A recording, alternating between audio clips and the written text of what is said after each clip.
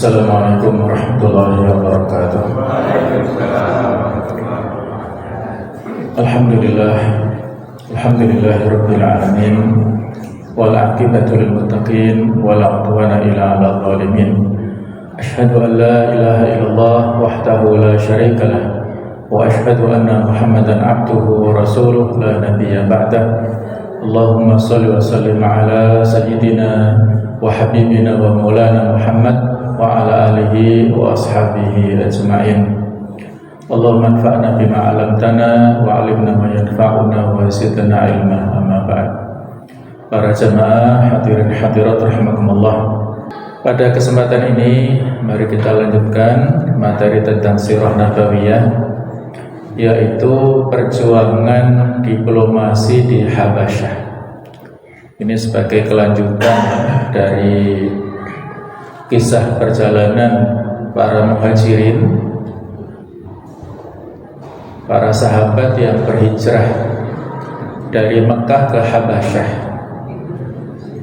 Ada dua tahap ya. Tahap pertama dipimpin oleh Utsman bin Affan bersama istri beliau, kurang lebih sekitar 12 orang sahabat laki-laki dan 4 wanita.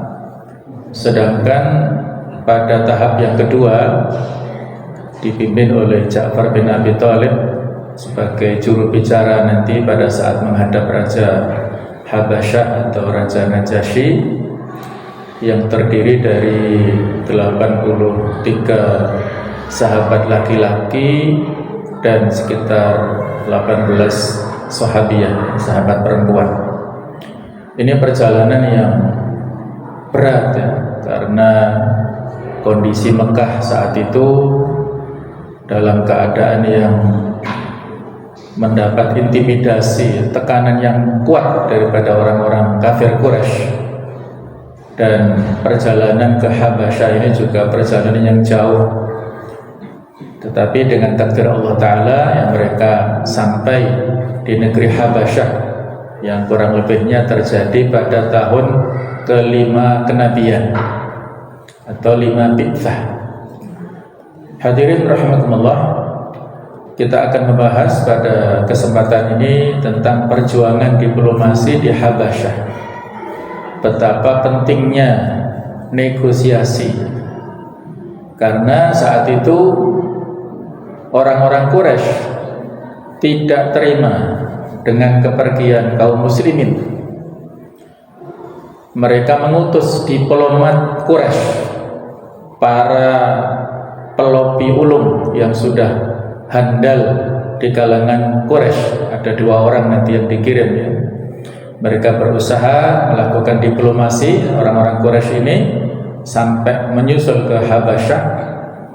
Dan nanti akan kita sampaikan juga bagaimana kepiawaian atau kepintaran daripada Ja'far bin Abi Thalib, kakak kandung dari Ali bin Abi Thalib, yang menyampaikan argumen-argumen di hadapan Raja Najasyi, juga tentang al-haq, kebenaran di hadapan raja, juga tentang kudeta yang gagal, serta hikmah dan pelajaran. Hadirin rahimakumullah, pada saat orang-orang kafir Quraisy mengetahui kepergian kaum muslimin dari Mekah menuju ke Habasyah ini, orang-orang Quraisy ini cemas dan berusaha mengirim utusan. Mereka berusaha untuk menghalang-halangi kepergian kaum muslimin, dan kalaupun mereka sampai ke Habasyah, mereka berusaha mempengaruhi Raja Najasyi supaya menolak kehadiran kaum muslimin, tidak mau menerima di Habasyah. Diutuslah 2 orang yang saat itu belum masuk Islam ya, yang pada akhirnya 2 tokoh ini masuk Islam, yaitu Amr bin As dan Abdullah bin Abi Rabi'ah. Amr bin As ini nantinya masuk Islam berbarengan dengan Khalid bin Walid serta Utsman bin Thalhah. pada bulan Safar tahun ke-8 Hijriah, kurang lebih 6 bulan sebelum penaklukan kota Mekah. Jadi 3 orang ini tokoh yang saat itu Nabi menyambut kedatangan 3 orang ini pada saat di Madinah tahun ke-8 Hijriah, bulan Safar. Dan Nabi mengatakan bahwasanya 3 orang terbaik dari Mekah datang kepada kalian, wahai kaum muslimin. Dan saat itu Amr bin As sebelum berbaiat kepada Rasulullah SAW, sebelum mengucapkan 2 kalimat syahadat, menyampaikan curhatan dalam dirinya ya. Beliau ini ragu-ragu dan mengatakan ya, sebelum membaiat Rasulullah, sebelum mengucapkan 2 kalimat syahadat, Rasulullah, berikanlah syarat kepadaku. Syarat apa wahai Amr bin As? Kata Amr bin As, sesungguhnya dosa-dosaku masa lalu sangat banyak. Beliau dengan ketokohannya ini luar biasa, kiprahnya. Beliau seorang pedagang yang sukses lintas negara, berdagang ke Syam, berdagang ke Afrika, berdagang ke negara-negara di luar Jazirah Arab, sukses, dan ikut berperang dengan pasukan kafir Quraisy melawan kaum muslimin, baik itu pada perang Badar, perang Uhud, perang Khandaq. Jadi merasa dosa-dosanya banyak. Maka kalau masuk Islam apakah bisa terhapus? Maka Nabi SAW mengatakan, wahai Amr bin As, al-Islam yajubu ma qablahu. Islam ini menghapus kesalahan-kesalahan, dosa-dosa orang masa lalu. Orang sekafir apapun dan semaksiat sebanyak apapun dosa-dosa pada masa kekafiran, ketika masuk Islam, maka dia seperti membuka lembaran baru, ditulis dengan perbuatan-perbuatan yang pada saat dia masuk Islam, ya seperti bayi yang baru dilahirkan, yang sebelum-sebelumnya terhapus. Begitu pula orang yang berhijrah, itu juga bisa menghapuskan dosa-dosa kesalahan masa lalu. Dan orang yang bertaubat itu juga bisa menghapuskan dosa di masa yang lalunya. Nah, baru kemudian Amr bin As ini masuk Islam ya, dengan penuh optimisme, dan terbukti setelah masuk Islamnya beliau berkiprah pada saat pemerintahan Khalifah Abu Bakar As-Siddiq. Amr bin As inilah yang mengusulkan penaklukan Mesir. Maka diutuslah Amr bin As memimpin pasukan menaklukkan Mesir, dan sukses, alhamdulillah, biidznillah. Sukses, Mesir ditaklukkan oleh kaum muslimin pada kekhalifahan Abu Bakar As-Siddiq. Dan Amr bin As inilah yang menjadi gubernur pertama Mesir.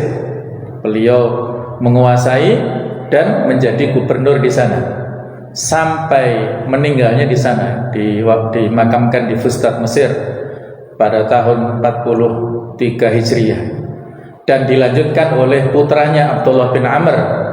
Putranya ini lebih dulu masuk Islam pada tahun ke-7 Hijriah. Ini unik ya, anaknya hijrah dulu kemudian masuk Islam, baru ayahnya tahun 8 Hijriah, jadi selisih 1 tahun.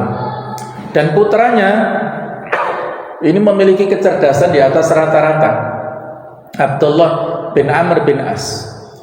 Nama asli Abdullah ini sama dengan nama kakeknya awalnya, yaitu Al-As. Tetapi pada saat setelah masuk Islam diganti oleh Rasulullah dengan nama Abdullah, sehingga yang terkenal Abdullah bin Amr bin As. Beliau ini adalah satu-satunya sahabat yang diberikan rekomendasi oleh Rasulullah SAW untuk menuliskan hadis nabawi pada saat para sahabat yang lain dilarang, karena yang lain ini dikhawatirkan bercampur dengan Al-Quran. Jadi pada saat itu ya, pada masa risalah ini awal-awal tidak diperbolehkan para sahabat menuliskan apa yang disampaikan Rasulullah berupa hadis, khawatir campur dengan Al-Quran tidak bisa dibedakan mana wahyu Al-Quran dan mana hadis nabawi. Dan Abdullah bin Amr bin As inilah yang diberikan wewenang, rekomendasi oleh Rasulullah untuk menuliskan hadis nabawi, dan beliau punya catatan namanya As-Sahifah As-Sadiqah, catatan khusus dari Abdullah bin Amr bin As ini tentang hadis nabawi, jumlahnya sekitar 700 hadis, disimpan oleh keluarga besar beliau dan kemudian dihimpun oleh Ahmad bin Hanbal dalam kitab Musnadnya. Jadi kalau kita ingin mencari tahu tentang lembaran-lembaran, Sahifah artinya lembaran ya, yang ditulis dulu oleh Amr bin As, bisa kita rujuk di kitab Musnadnya Imam Ahmad bin Hanbal. Nah, itulah kurang lebih dari ayah yang cerdas, anak yang cerdas, dan usianya sangat pendek antara selisih ya antara ayah dan anak ini. Ada mengatakan selisih hanya 12 tahun saja antara ayah dan anak ini. Berarti menikahnya usia berapa ya Amr bin As ini ya? Ya Allah alam sejauh mana validasinya ya. Jadi intinya masing-masing ini punya kiprah yang luar biasa setelah masuk Islam. Sedangkan Abdullah bin Abi Rabi'ah ini masuk Islam setelah atau menjelang Fathu Mekah. Ya mirip seperti Abu Sufyan ya. Kalau sebelumnya ada Abdullah Al-Abbas ya, bin Abdul Muthalib, itu juga menjelang Fathu Mekah. Kalau Abdullah bin Abi Rabi'ah ini mirip dengan Abu Sufyan, yaitu ketika kota Mekah ditaklukkan pada bulan Ramadan tahun 8 Hijriah. Jadi Amr bin As tadi 6 bulan sebelum Fathu Mekah, Abdullah bin Abi Rabi'ah ini ya pada saat peristiwa Fathu Mekah, beliau seorang tokoh. Sehingga setelah penaklukan kota Mekah ini tuntas, dan pada bulan Syawalnya ada pertempuran atau peperangan Hunain, perang Hunain. Itu pada bulan Syawal tahun 8 Hijriah. Nabi bersama dengan pasukan yang ikut di perang Fathu Mekah ini 10 orang dari Madinah ditambah 2 orang para mu'alaf yang masuk Islam dari kota Mekah. 12 orang inilah yang akan dibawa ke Hunain, dan sebelum berangkat Nabi memerlukan biaya. Perang itu butuh biaya. Nah, Nabi SAW meminjam uang Abdullah bin Abi Rabi'ah karena beliau orang besar, orang tokoh yang terkenal ya, punya uang banyak. Nabi SAW meminjam uang Abdullah bin Abi Rabi'ah untuk dijadikan sebagai modal saat perang Hunain. Dan setelah perang Hunain selesai, beliau mengembalikan ya pinjaman itu kepada Abdullah bin Abi Rabi'ah. Nah, ini sebagian daripada kiprah masing-masing tokoh ini yang pada saat itu masih kafir, menjadi diplomatnya orang Quraisy untuk mempengaruhi Raja Najasyi supaya menolak apa yang menjadi rencana kaum muslimin ya. Perencanaan matang orang Quraisy ya, mereka pun bekerja keras, pemilihan utusan yang cerdas dan ahli dalam berdiplomasi. Dan bukan hanya itu, ada hubungan erat antara Amr bin As dan Raja Najasyi, sudah terjalin komunikasi sebelumnya. Sehingga itu tadi ya, kita sebutkan Amr bin As ini sering melalang buana ya, sering keluar negeri, sehingga kenal dengan tokoh-tokoh para penguasa di luar Jazirah Arab. Bahkan pada saat mereka datang ke Habasyah ini membawa dalam tanda kutip hadiah atau riswah atau suap yang banyak. Jadi untuk mempengaruhi kepada Raja Najasyi dan para uskup pimpinan agama Nasrani yang ada di Habasyah. Nah, itulah ya, sudah menjadi tradisi ya, mereka ini menghadiahi para uskup sebelum bertemu dengan Najasyi supaya memperlancar urusan. Itu sudah biasa ya dilakukan ya. Mereka ini sudah biasa melakukan lobby-lobby. Mereka tidak ingin Najasyi bertemu dengan para muhajirin. Mereka menghadang dulu. Mereka menghadap Raja Najasyi dengan terlebih dahulu memberikan hadiah. Dan Mari kita tengok ya bagaimana diplomasi yang disampaikan oleh tokoh-tokoh Quraisy ini, Amr bin As dan Abdullah bin Abi Rabi'ah ini. Faqala, keduanya berkata lahu kepada Raja Najasyi, ayyuhal malik, wahai paduka raja, innahu qad dawa ila baladika minna ghilmanun sufaha. Beritanya, kalimatnya begitu ya, sesungguhnya telah menyusup ke negeri paduka anak-anak muda ya. Ghilman ini bisa dikatakan anak-anak kecil, remaja-remaja yang sufaha. Sufaha itu artinya bodoh, yang tidak waras. Kalau di sini bahasanya artinya berusaha untuk mendowngrade posisi dari para muhajirin di depan raja ini. Kemudian fariqu baitina qaumihim, faraqu dina qaumihim, mereka ini meninggalkan agama kaumnya, walam yadkhulu fi dinik, dan mereka tidak masuk kepada agama paduka. Mereka keluar dari agama nenek moyangnya tetapi tidak masuk agama Kristen atau agama Nasrani. Waja'u bidinin ibtada'uhu, mereka membawa agama yang mereka ciptakan sendiri. Nah, ini bahasa diplomasi ya, berusaha menjatuhkan posisi kaum muhajirin di hadapan raja. La na'rifuhu nahnu wala anta, agama yang baru yang tidak kami kenal dan Anda pun juga tidak kenal dengan agama itu.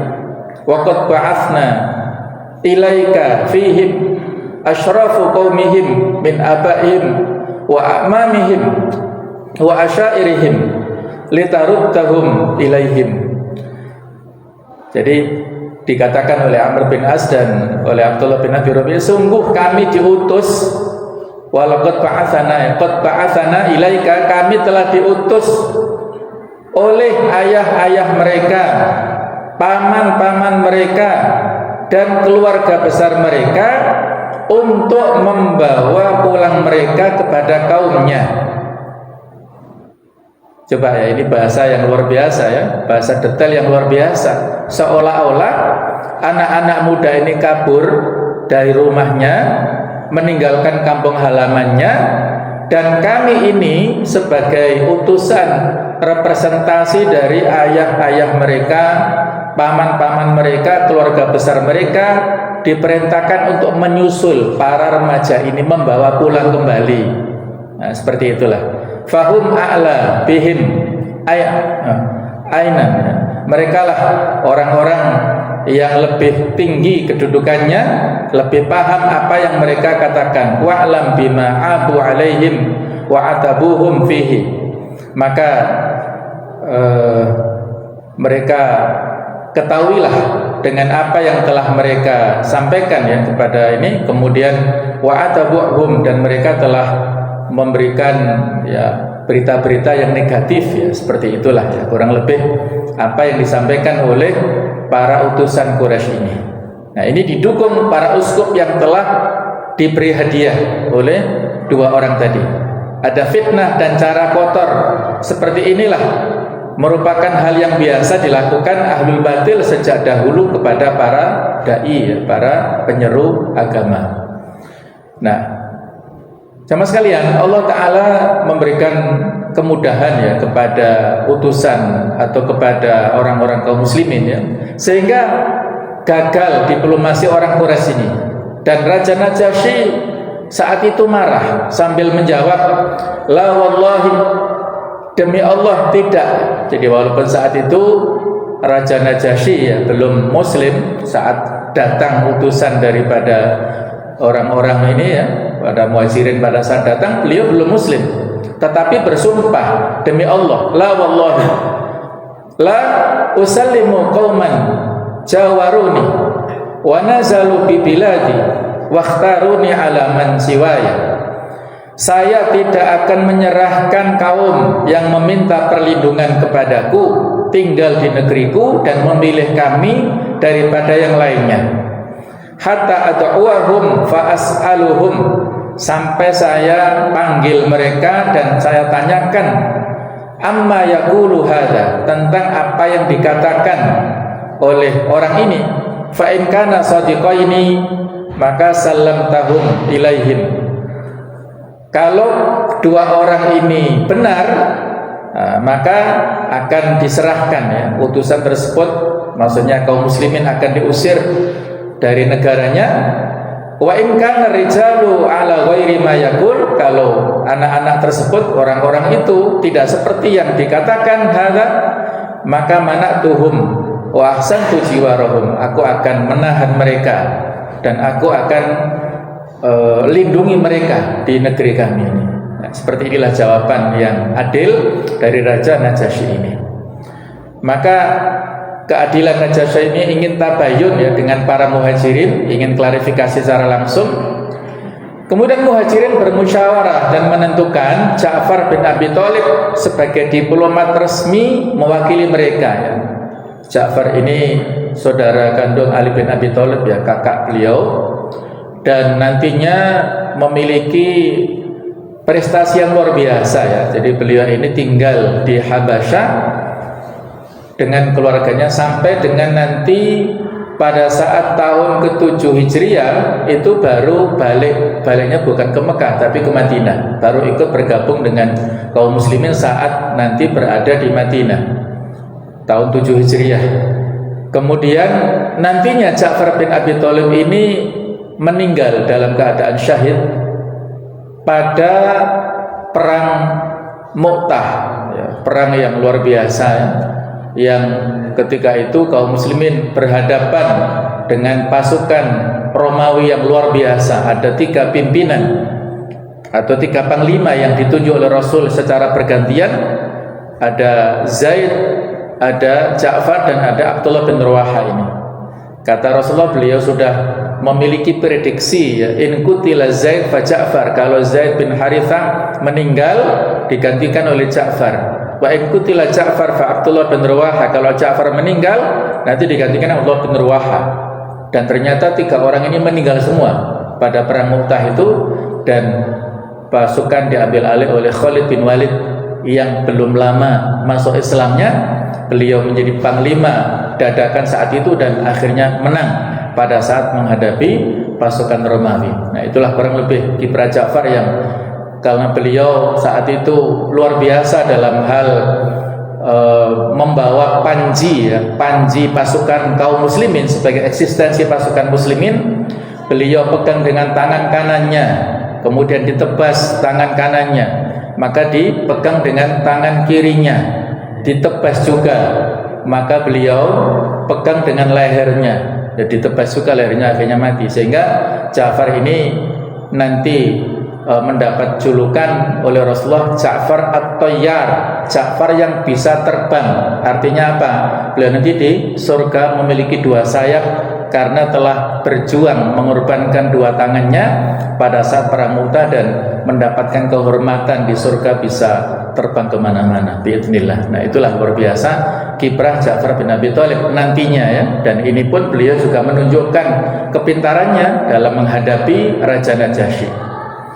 Para sahabat datang menghadap tanpa bersujud. Nah, ini juga pelajaran ya bagi kita semuanya, walaupun mereka dalam kondisi yang butuh perlindungan dari Raja Najasyi, tetap memegang teguh akidah, tidak dalam keadaan yang sujud, penghormatan biasa saja, tetapi tidak sampai bersujud sebagaimana yang dilakukan oleh orang-orang kafir kepada raja-rajanya, itu dengan penghormatan sampai dalam tingkat sujud seperti itu.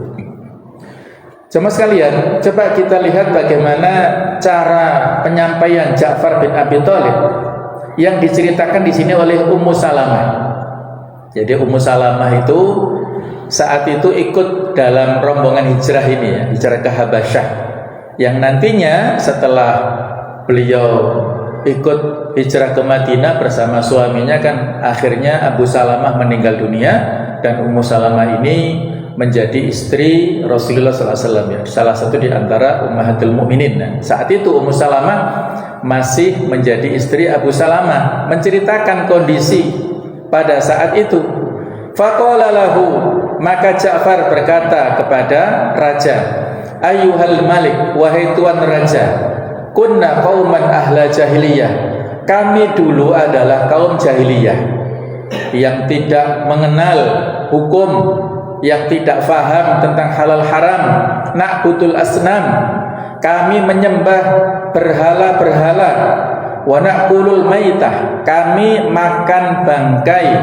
Wa na'til fawahish, kami melakukan perbuatan-perbuatan keji, zina dan sebagainya. Wa naqta'ul arham, dan kami memutus hubungan silaturahim. Wa nusi'ul jiwar, kami juga buruk dalam berperilaku kepada tetangga. Wa ya'kulul qawiyyu minna dhaif, yang kuat di antara kami memakan yang lemah, seperti hukum rimba. Fakunna ala dzalik, kami dulu kondisinya seperti itu. Hatta ba'athallahu ilaina rasulan minna, sampai Allah mengutus kepada kami seorang rasul dari kalangan kami. Na'rifu nasabahu, yang kami tahu, kami kenal nasabnya, keturunannya. Wasidqahu, kami tahu tentang kejujurannya, tentang kebenarannya. Wa amanatahu, kami juga tahu tentang amanahnya, bisa dipercaya.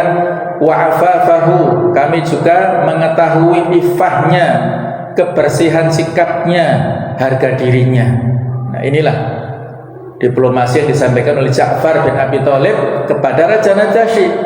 Fata'ana ilallahi linuwahhidahu wa na'budahu. Beliau Rasul ini mengajak kami bertauhid, mengesahkan Allah Ta'ala dan menyembah kepadanya. Wa nakhla'a ma kunna na'budu, dan meninggalkan apa yang selama ini kami sembah berupa berhala-berhala, apakah dari batu ataukah dari kayu, bahkan dari makanan ya, yang dijadikan sebagai patung dan disembah. Yang disembah na'budu nahnu wa aba'una min dunihi minal hijarah, berupa batu-batuan wal authan, patung-patung. Wa amarona bisidqil hadits, beliau memerintahkan kepada kami untuk berkata yang baik, berkata yang jujur. Wa ata'il amanah, menunaikan amanah. Wa silaturrahim, memerintahkan kami untuk menyambung tali silaturrahim. Wa husnil jiwar, berbuat baik kepada tetangga. Wal kafi 'anil maharim wat dima, menjaga tidak melakukan hal-hal yang haram ataupun menumpahkan darah. Wa nahana 'anil fawahish, melarang kepada kami melakukan perbuatan-perbuatan yang keji. Wa qauliz zur, perkataan yang bohong, yang dusta. Wa akli malil yatim, melarang untuk memakan harta anak yatim.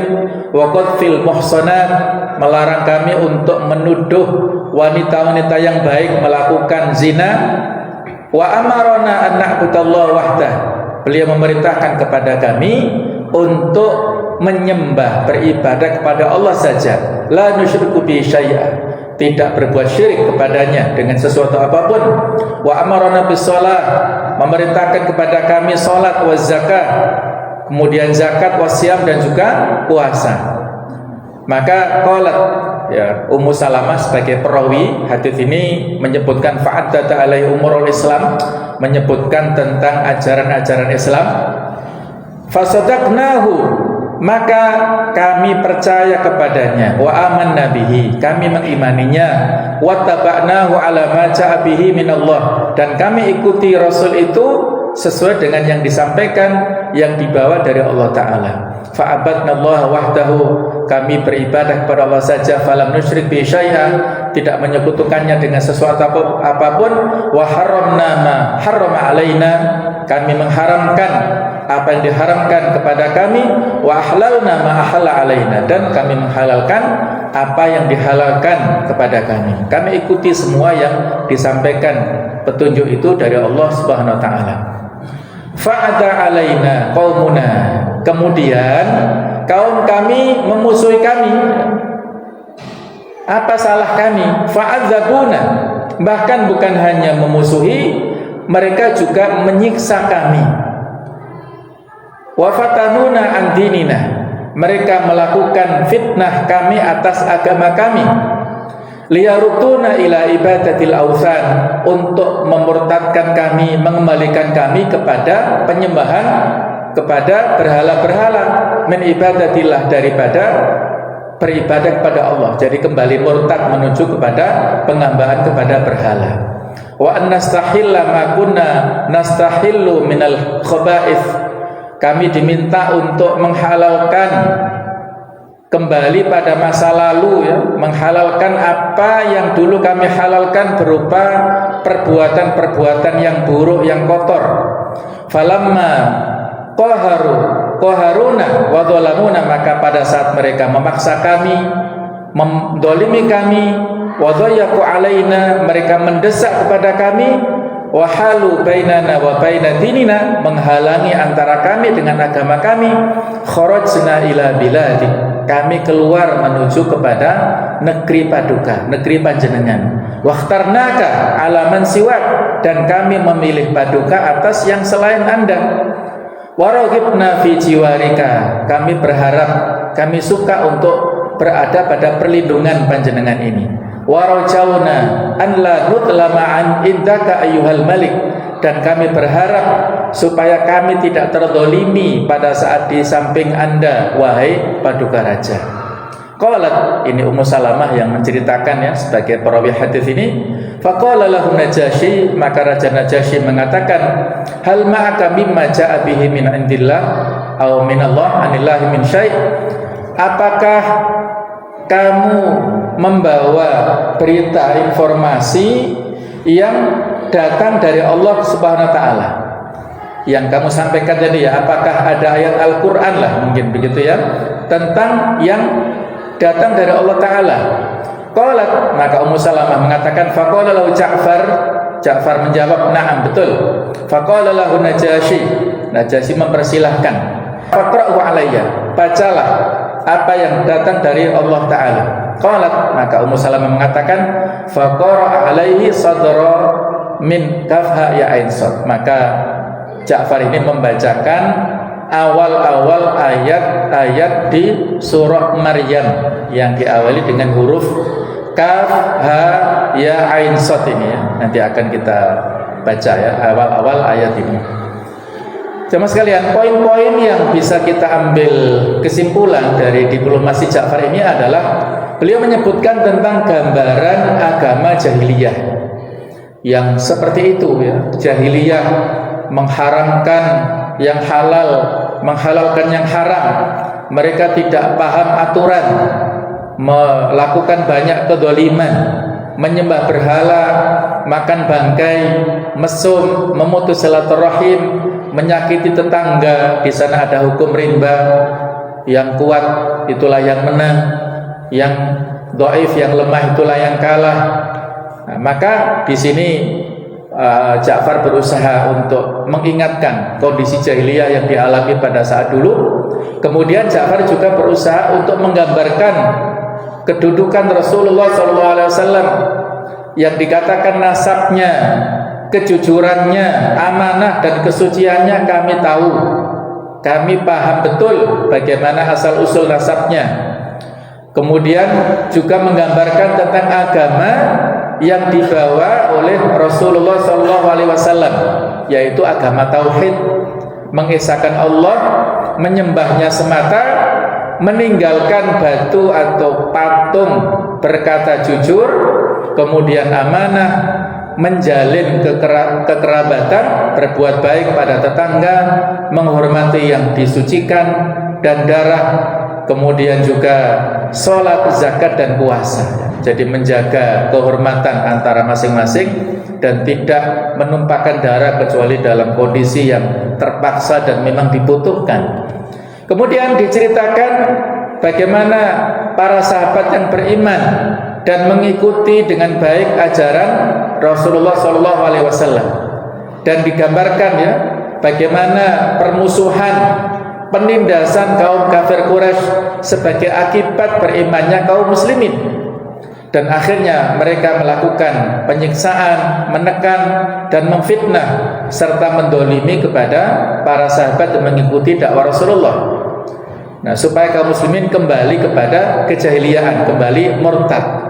Maka pujian tepat bagi raja sebagai tumpuan mereka yang tertindas.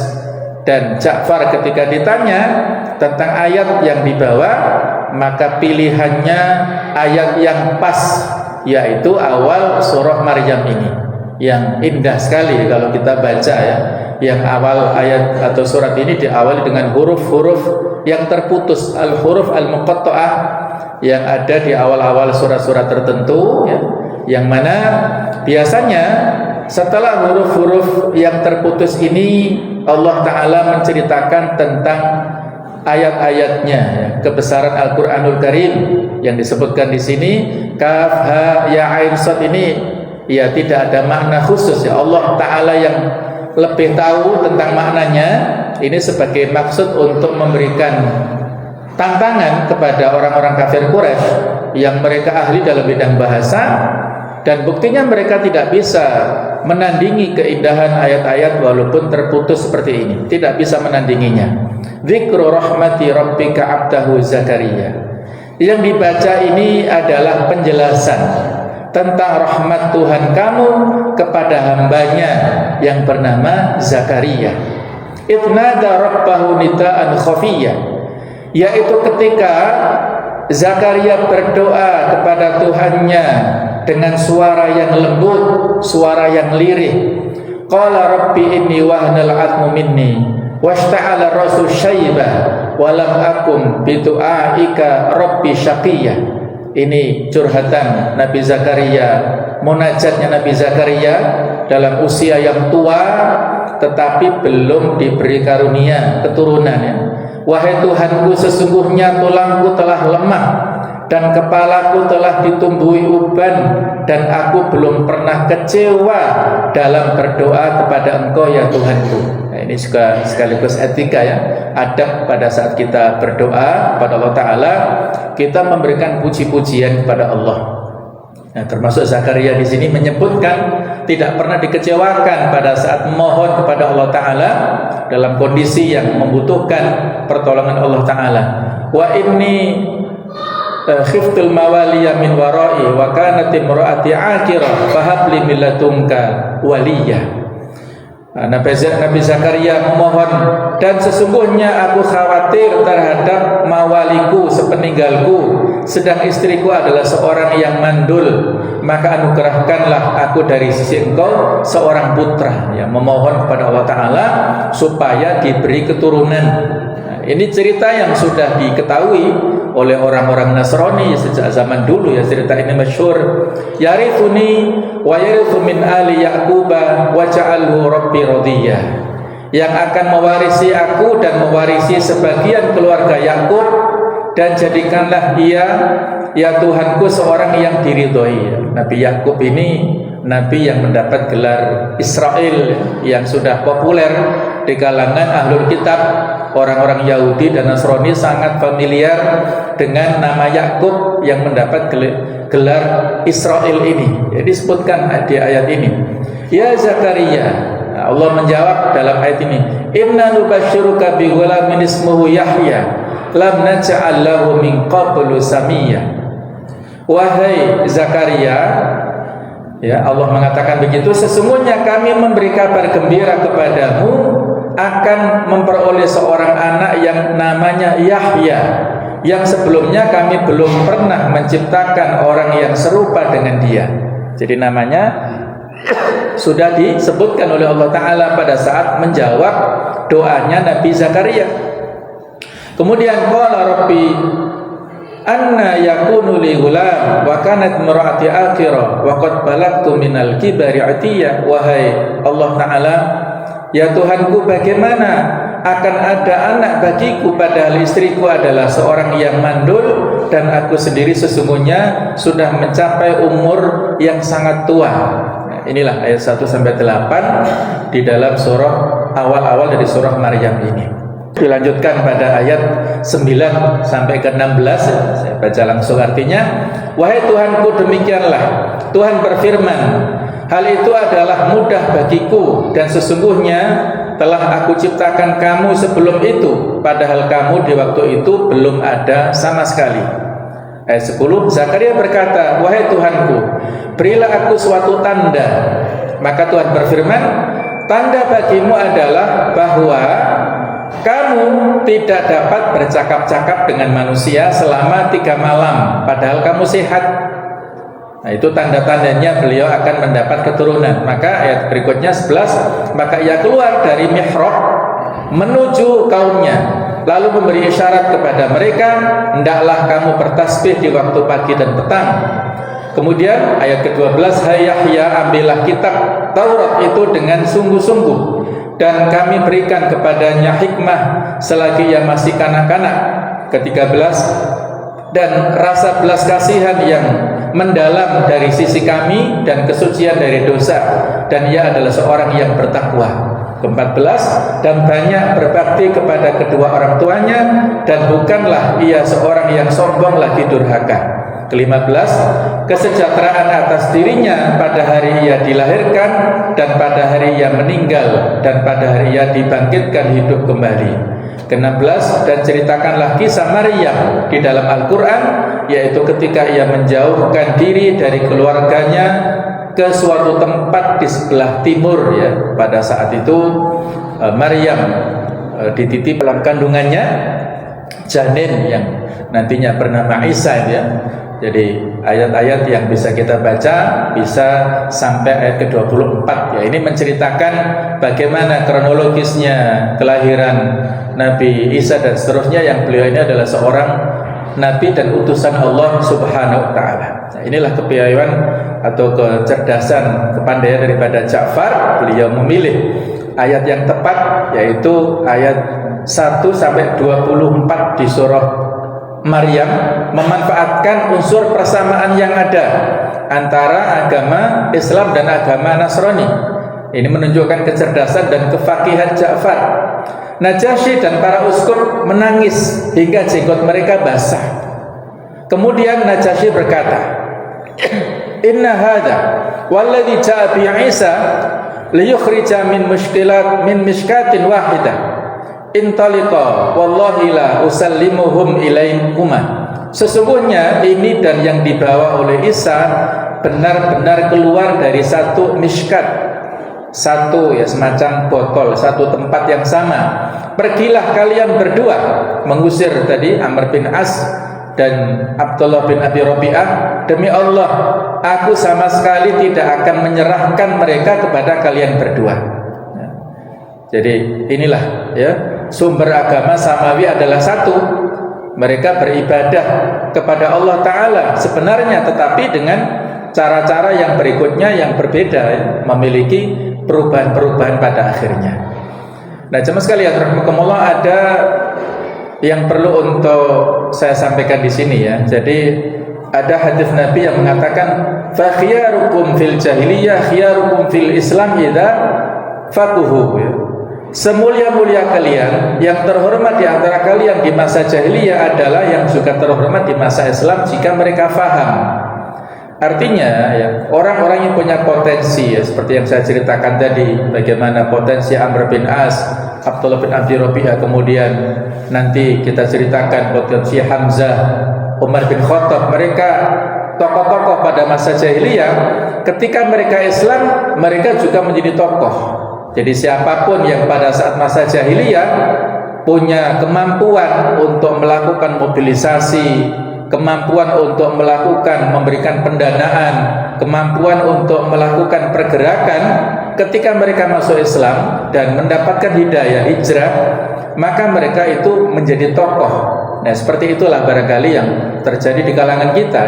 Para mu'alaf yang sebelumnya mereka ini beragama non-muslim, mereka tokoh di sana. Ketika masuk Islam, maka mereka memberikan dakwah yang luar biasa, pengaruh pada agama kita.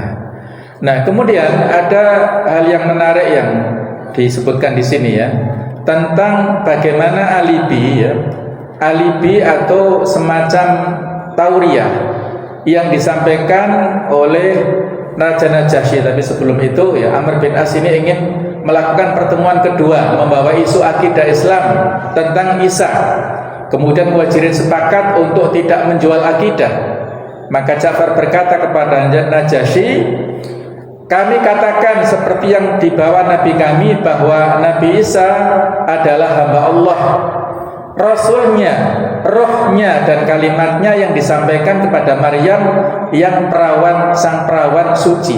Nah, maka saat itulah Raja Najasyi mengambil satu lidi, sebatang tongkat, dan menggariskan di atas tanah.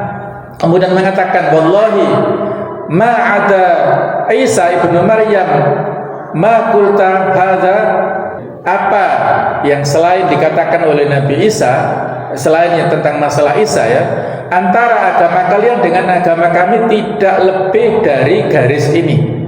Maka saat itulah para uskut mendengus, kecewa dan kemudian dikatakan oleh Raja Najasyi, demi Allah sekalipun mendengus saya tidak peduli, kalian kecewa tidak masalah.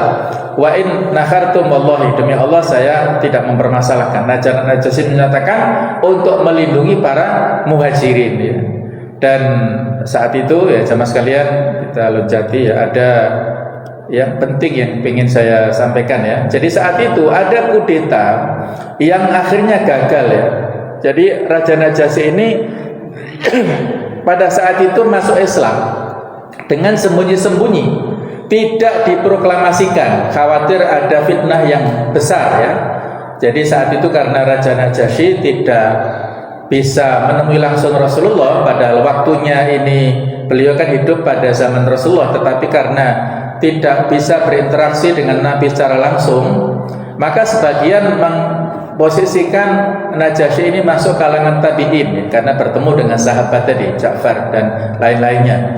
Tetapi ada istilah yang khusus yang diberikan kepada generasi tertentu yang hidup sesama dengan Nabi tapi tidak pernah berinteraksi dengan Nabi secara langsung.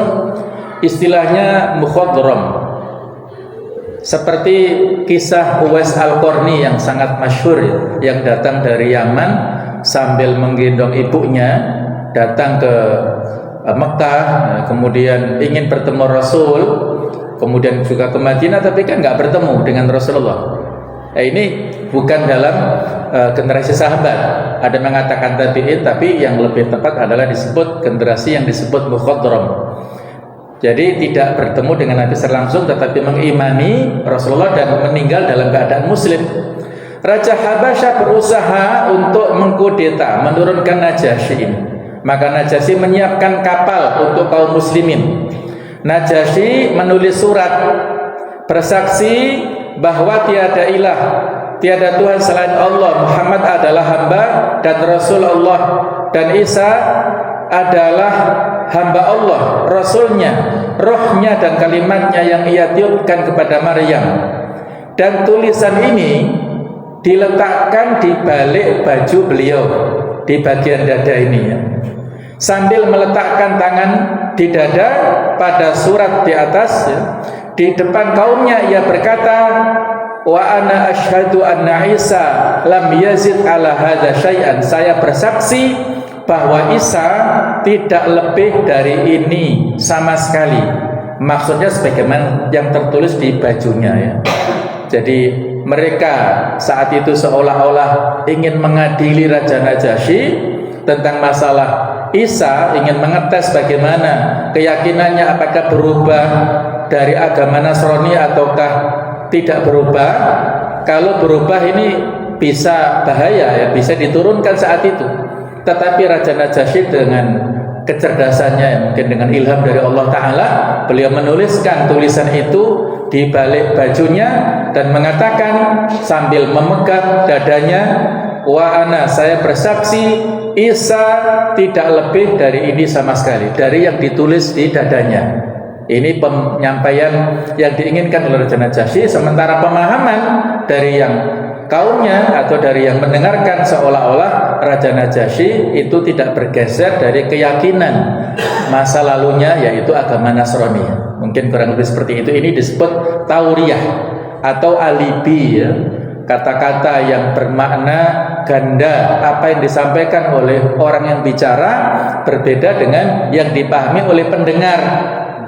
Seperti saat Nabi Ibrahim masuk ke Mesir dan ditanya ketika membawa istri ya, membawa istri beliau Sarah. Tapi kalau Ibrahim mengatakan ini istri saya, maka akan dibunuh Nabi Ibrahim, karena kebiasaan Raja Mesir saat itu kalau ada orang yang membawa perempuan, maka ini akan digoda atau akan direbut lah oleh raja ini. Maka dikatakan hadhihi ukhti, ini adalah saudariku. Ya, dikatakan seperti itu, saudari Nabi Adam maksudnya ya, bukan saudari kandung ya, tapi saudari sampai ke nasab yang lebih atas, supaya aman, supaya Nabi Ibrahim tidak dibunuh. Kalau dia mengatakan ini istri saya, dia langsung dibunuh oleh Raja Mesir saat itu.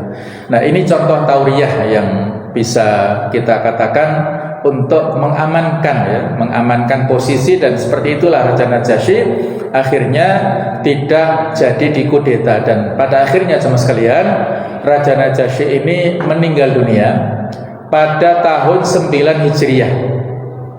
Pada saat Nabi sudah di Madinah, sudah hijrah, dan Nabi mengetahui berita meninggalnya Raja Najasyi itu dari malaikat Jibril yang memberitakan. Karena sahabat kan sudah pulang semua ke Madinah tahun 7 Hijriah tadi ya, sehingga tidak ada yang lain yang bisa berinformasi. Dan saat Raja Najasyi meninggal itulah malaikat Jibril memberitakan ke Rasulullah, dan beliau mengajak kepada para sahabat untuk keluar menuju ke tempat dan mensolati jenazah. Dan inilah solat ghaib, solat untuk jenazah yang tidak ada di tempat, yang terjadi pertama kali dalam sejarah Islam saat itu ya. Nabi mensolati Raja Najasyi dalam keadaan pada saat Raja Najasyi tidak ada orang yang mensolatinya, dan ini menjadi pro kontra ya, apakah boleh atau tidak. Tapi yang rajih boleh saja ya, boleh.